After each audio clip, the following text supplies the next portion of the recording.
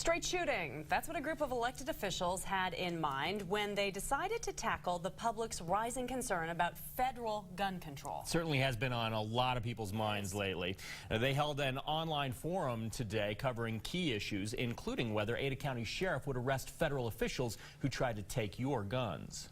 The rhetoric has taken us off course. They represent the three branches of government, and they took to the internet to address the most inflammatory issues surrounding gun control. I think the biggest misconception is that we can do whatever we want. For one, you know, we can block the borders, we can pull guns on federal agents, we can put federal agents in jail.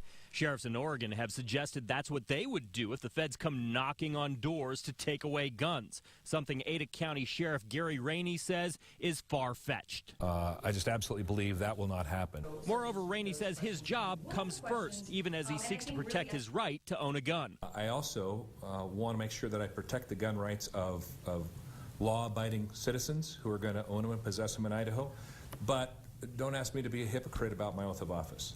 Representative Perry says Idaho's legislature is not sitting still on the issue. We are taking information from people. We're taking some suggestions from people. We've put a task force together there to try to combine some of these ideas to say, okay, what can Idaho do? Even if state law oversteps its bounds regarding President Obama's gun control efforts, those in the judicial branch say it's important that every state speak up. 35 or 40 states come up with resolutions or statutes along the same line.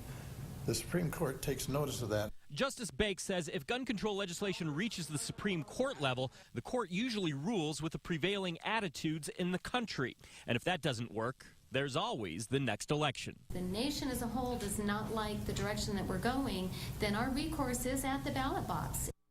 Very interesting stuff and a great discussion to be having. But my question for you, Roland, is so what about a state like Idaho actually suing the federal government over gun control legislation? It was an issue that was brought up, and Justice Bake says, you know, really the cost would be overwhelming for any state to really go forward and try and do some sort of a lawsuit that would go through the Supreme Court. It would just be cost prohibitive. But by the same token, no one on that panel today thought that the president's most significant proposals would actually pass Congress. Interesting discussion.